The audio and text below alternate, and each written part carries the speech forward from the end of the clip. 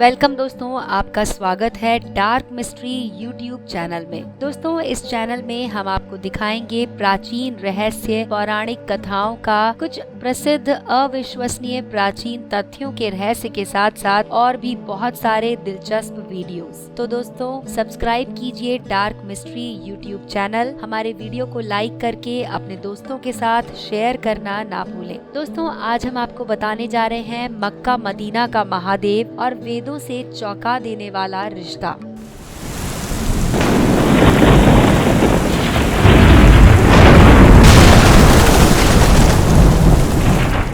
दोस्तों, मक्का को दुनिया इस्लाम का तीर्थ स्थल मानती है। दरअसल उसके बारे में कुछ लोगों का मानना है कि आज से हजारों साल पहले वो हिंदुओं का तीर्थ स्थल था। कहा जाता है कि यहाँ भगवान मक्केश्वर महादेव का मंदिर हुआ करता था। कुछ लोगों का ये दावा है कि वहाँ पर आज भी महादेव का शिवलिंग मौजूद है। एक मान्यता के अनुसार जो भी मुस्लिम वहाँ हज के लिए जाता है वो वहाँ संगे अस्वाद मानकर इसी शिवलिंग को चूमते हैं। ये यहाँ कहाँ से आया? इस शिवलिंग के विराजमान होने के पीछे जो कथा है वो ये है कि भोलेनाथ ने रावण की तपस्या से खुश होकर लड़ाई जीतने का आशीर्वाद देते हुए शिवलिंग दिया और कहा कि इसे तुम जहाँ भी रखोगे वो सदा के लिए वहीं स्थापित हो जाएगा। जब रावण आसमान के रास्ते अपने महल की ओर जा रहा था तो रास्ते में उसे अचानक पेशाब आई, जिसके चलते उसे वो शिवलिंग किसी को पकड़ाना पड़ा। जिसे वो शिवलिंग पकड़ने के लिए दिया वो देवताओं के ही पक्ष का था, क्योंकि ये शिवलिंग यदि लंका में स्थापित हो जाता तो देवता रावण से कभी विजयी नहीं हो पाते। इसीलिए ये शिवलिंग रावण से लेकर उसी स्थान पर रखना पड़ा और शिवलिंग हमेशा के लिए वहाँ पर स्थापित हो गया। ये जगह कोई और नहीं, मक्का ही थी। शिव की संगिनी गंगा भी वहाँ पर मौजूद है। भगवान शिव और गंगा का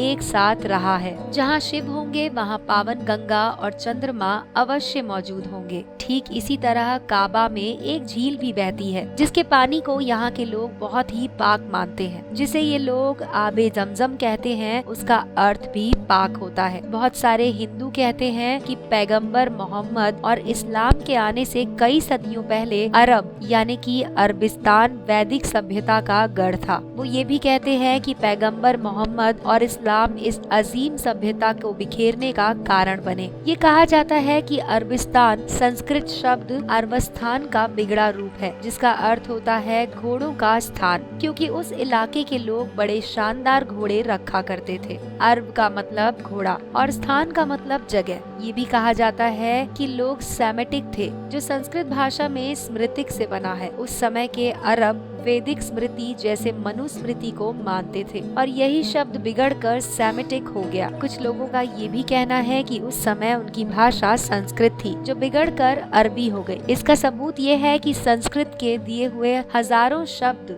आज भी अरबी भाषा में पाए जाते हैं।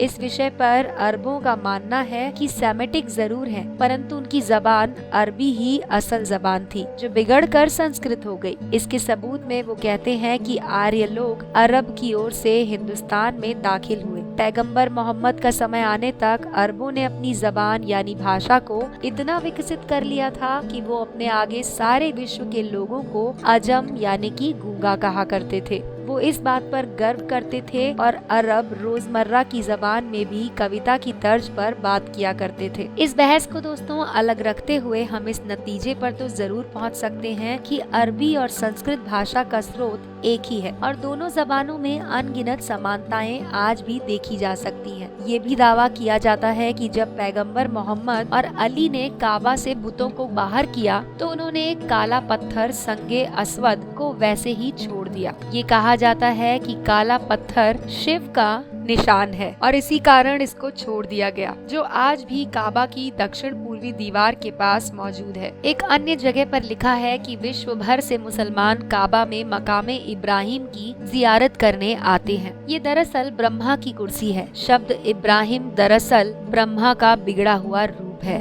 अष्टकोणीय ग्रिल जो कि एक वैदिक डिजाइन है उन पाक निशानों को महफूज करते हैं। ये 200 मिलियन वर्ष पहले इस सृष्टि की रचना को दर्शाता है। मुसलमानों के कब्जे में आने से पहले ये वैदिक ट्रिनिटी का एक अंतरराष्ट्रीय मंदिर था। दोस्तों, मुस्लिम शहरों में मक्का मदीना के नाम दरअसल संस्कृत शब्द मक मदीनी से बने हैं, जिसका अर्थ होता है आग को पूजने वालों की धरती। इन शहरों के प्राचीन नाम महाकोरव और यस्तरब थे, जो संस्कृत शब्द महादेव और यात्रा स्थान से बने हैं। एनसाइक्लोपीडिया इस्लामिया इसको मानता है कि मोहम्मद के दादा और चाचा काबा के वंशानुगत पुजारी थे, जिसमें 360 बुत रखे थे। और इसमें ये भी कहा गया है कि हमें तो पता ही है कि काबा में पूजा की जो केंद्रीय वस्तु बचती है वो शिवलिंग है। इसको वहाँ इसलिए रहने दिया गया क्योंकि ये मोहम्मद के परिवार का चेहरा विहीन पारिवारिक देवता था। लॉर्ड शिव का एक नाम महादेव है, जिसके अर्थ होते हैं देवों का देव, और इसीलिए ये मुमकिन है कि मोहम्मद का नाम महादेव से बना हो। ये संभव दिखाई देता है क्योंकि अरबों में आज भी महादेवी संप्रदाय है। दोस्तों, भारत हमेशा संतों और ऋषियों की ओर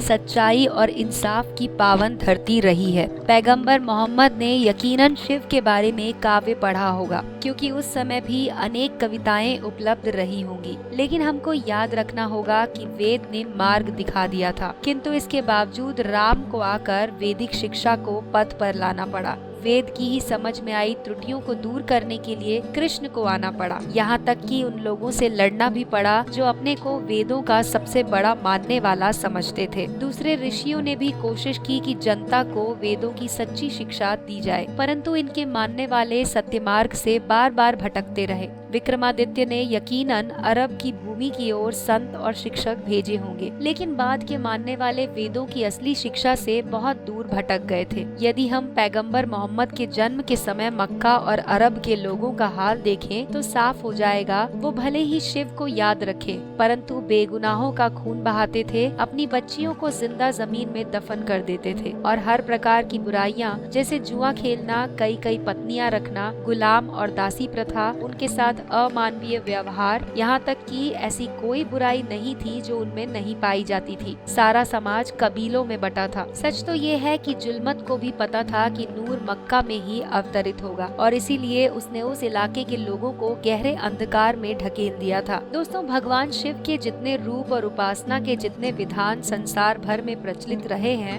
वे अवर्णीय हैं। हमारे देश में ही नहीं, भगवान शिव की प्रतिष्ठा पूरे संसार में फैली हुई है। उनके विविध रूपों को पूजने का सदा से ही प्रचलन रहा है। शिव के मंदिर अफगानिस्तान के हेमकुंड पर्वत से लेकर मिस्र, ब्राजील, तुर्किस्तान, बेबीलोन, स्कॉटलैंड के ग्लासगो, अमेरिका, चीन, जापान, कंबोडिया, जावा, सुमात्रा हर जगह पाए गए हैं। अरब में मोहम्मद पैगंबर से पूर्व शिवलिंग को लात कहा जाता था। मक्का के काबा में संग अवसाद के यप में जिस काले पत्थर की उपासना की जाती रही है, भविष्य पुराण में उसका उल्लेख मक्केश्वर के रूप में हुआ है। इस्लाम के प्रसार से पहले इजराइल और अन्य यहूदियों द्वारा इसकी पूजा किए जाने के स्पष्ट प्रमाण मिले हैं। ऐसे कई प्रमाण भी मिले हैं दोस्तों, जो कहते हैं कि हीरोपोलिस में वीनस मंदिर के सामने 200 फीट ऊंचा प्रस्तर लिंग था। यूरोपियन, फड़िश, इब्रानी जाति के पूर्वज बालेश्वर लिंग के पूजक थे। बाइबल में उसका शियून के रूप में उल्लेख हुआ है। तो दोस्तों, ये थी जानकारी जो बताती है कि मक्का मदीना का महादेव और वेदों से चौंका देने वाला रिश्ता है। आपको हमारी ये जानकारी कैसी लगी, इसके बारे में हमें जरूर लिखें। दोस्तों, अपनी राय व सुझाव हमारे वीडियो के कमेंट सेक्शन में लिख सकते हैं। इस वीडियो को लाइक करके अपने दोस्तों के साथ जरूर शेयर करें। देखते रहिए डार्क मिस्ट्री यूट्यूब चैनल।